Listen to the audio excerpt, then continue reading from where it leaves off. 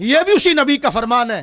آج کہا جاتا ہے کہ لوکا مینوں آن ڈرایا رات قبر دی کالی، لوگ ڈران والے کون نے؟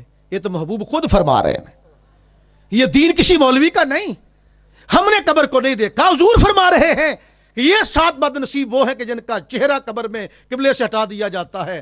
نمبر 1 شراب پینے والا، نمبر 2 سود کھانے والا، نمبر 3 شاہد الزور جھوٹی گواہی دینے والا، جو کسی پرا پنچایت میں عدالت میں کھڑا ہو کے 500 روپیہ لے کے جھوٹی گواہی دے کے بندے کو پھا لگوا دیتا ہے۔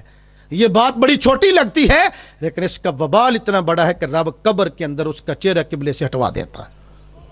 جو بندہ انسانوں کو بیچتا ہے، خریدتا ہے، انسانوں کا جو تاجر ہے، اس کا چہرہ قبر میں قبلے سے پھیر دیا جاتا ہے۔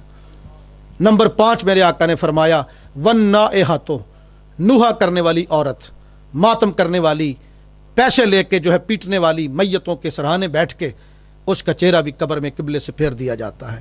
نمبر 6 میرے آقا نے فرمایا وَالْمُحْتَكِرُ کہ جو بندہ ذخیرہ اندوزی کرتا ہے، اپنے پیسے کے بل بوتے پہ سارا مال خرید کے پورے شہر کا گودام میں سٹور کر لیا کہ ریٹ بڑھے گا تو میں باہر نکالوں گا، لوگ اس مال کے لیے ترسیں گے تو نکالوں گا۔ نمبر 7 میرے آقا نے فرمایا وَتَارِكُ الْجَمَاعَةِ جو جماعت کو جان بوجھ کے چھوڑ کے نماز پڑھتا ہے لیکن جماعت جان بوجھ کے چھوڑتا ہے۔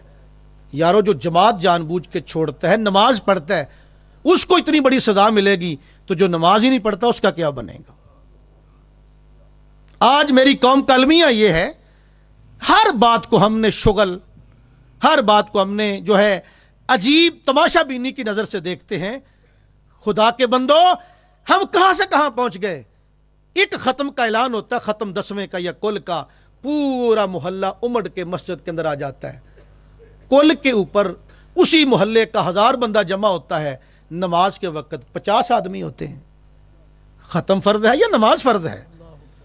ختم کا اعلان ایک ہوتا ہے، سارا محلہ امڑ کے آتا ہے، 5 وقت مسجد کے اندر نماز کا اعلان ہوتا ہے، مسجد پھر بھی خالی ہوتی ہے۔